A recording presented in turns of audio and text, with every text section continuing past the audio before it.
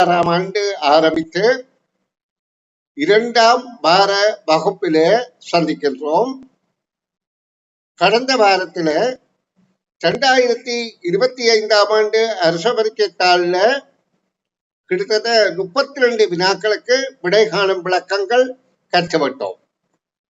இன்றைக்கு நாங்கள் தொடர்ச்சியாக அதன் வினாக்களுக்கு விடை காண்ற விளக்கங்கள் கற்றுக்கொண்டு அந்த விடைகாணுகின்ற விளக்கங்கள் உங்களுக்கு பூரணமாக புரிந்திருக்கிறதா என்று நான் பரிசோதிக்க விளைவன்.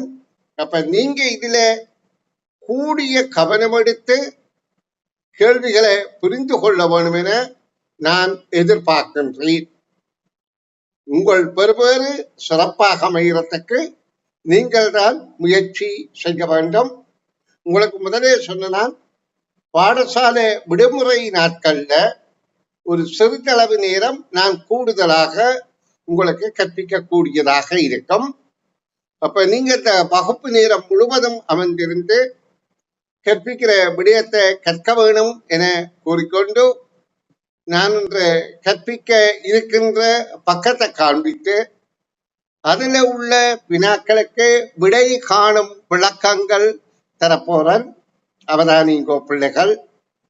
இப்ப நாங்க 33வது கேள்வியில இருந்துதான் பார்க்க போறோம்.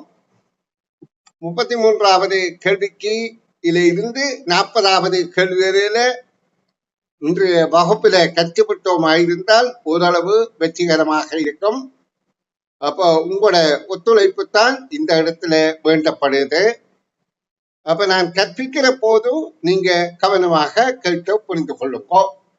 இந்த 33வது கேள்வி ஒரு பந்திய தந்துட்டு இது தர்க்க ரீதியான வினா. அந்த பந்தியின் உள்ளடக்கத்தை உங்களுக்கு புரிந்து கொள்ள முடியுதா என்று சோதிக்கிறார்கள். அப்ப நீங்க என்ன செய்யணும்? பந்திய வாசிக்கிற நேரம் பூரணமாக புரிந்து கொள்ள முயற்சி செய்யணும். அப்ப அதுல தரப்படாத விடயம் உங்கள்கிட்ட வினாபா என்று, அதாவது அதுக்குள்ள உள்ள விடயம் என்று கேட்டா இல்லை என்பதை நீங்க துணிந்து கொள்ள வேண்டும். இப்ப நான் அந்த கேள்வியை வாசிக்கிறேன் பாருங்கோ.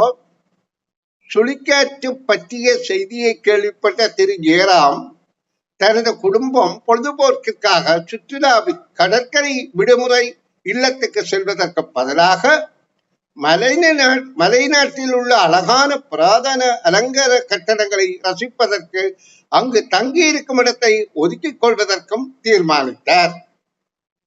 இதில் என்ன சொல்லப்படுது? இந்த திரு ஜெயராம் என்பவர் குடும்பத்தோட சுற்றுலா செல்ல நினைத்திருந்தவர். அவர் முதல் நினைத்திருந்தது கடற்கரை சுற்றுலா விடுதியில போய் தங்கி இருந்து கடற்கரை காட்சிகளை பார்ப்பதற்கு. ஆனா இப்ப புதிய ஒரு செய்தி வந்திருக்கு, சுழிக்காற்று, அதாவது புயற்காற்று அல்லது சுழல் காற்று, ஏதாவது ஒரு காற்றாக கருதி கொள்ளுங்கோ. இந்த காற்று நேரம் கடற்கரையில போய் இருக்கிறது அவ்வளவு புத்திசாலித்தனம் இல்லை. ஏனென்றால் சுனாமி கூடி ஏற்படலாம், கடல்ல ஆழி பேரல கூடி ஏற்படலாம். அப்ப அலைகள் வேகமாக வீசலாம். அப்ப அந்த அனர்த்தத்துக்கு அவர் கடற்கரைக்கு செல்லாம இந்த நேரத்திலே மலைப்பகுதியில போய் பழைய புராதனமான கட்டிடங்களை பார்த்து ரசிப்பதற்கும் அங்க தங்குவதற்கு இடத்தை ஒதுக்கிக் கொள்வதற்கும் தீர்மானித்தார். அப்ப அப்படி புரிந்து விட்டது. அது சிறிதளவு விலை கூடியதாக இருக்கின்ற போதிலும் குறுகிய கால அறிவித்தலுடன் அதனை ஒதுக்கிக் கொள்ளல் அவருக்கு மிகவும் வசதியாக இருந்தது. அந்த மலை பிரதேசங்கள்ல போய் தங்கி இருந்து அந்த பழைய கட்டிடங்களை பார்க்கிற அந்த சுற்றுலாவுக்கு அவருக்கு கொஞ்சம் செலவு கூட.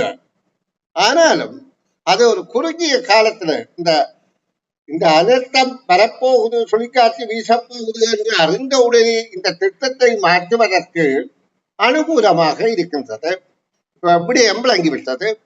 இனி இந்த பந்திக்கேற்ப பின்வரும் எக்கூற்று மிகவும் சரியானது என்று கேட்கப்படுது. அப்ப இந்த கூற்றுக்கள்ல 2 கூற்று தவறானதா இருக்கும், ஒன்றுதான் சரியாயிருக்கும். அப்ப முதலாவது பாருங்கோ. மலை நாட்டில் உள்ள கட்டடம் மிக பழமையானது. அங்க சொல்லப்படுது புராதன அலங்கார கட்டடங்கள் என்று.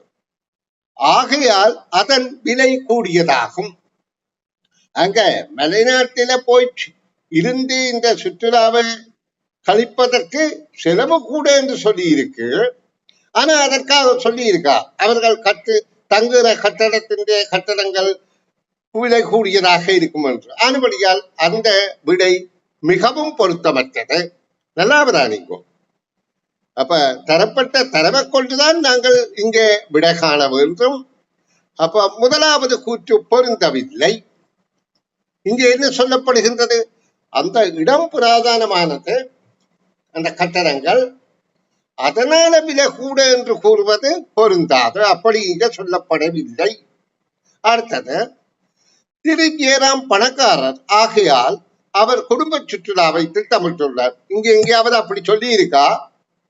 ஜெயராம் பிச்சைக்காரன் அல்லது பணக்காரர், வசதி உள்ளவர், வசதியற்றவர் என்று ஏதாவது ஒரு சொல்லி இருக்கா? இல்லையே.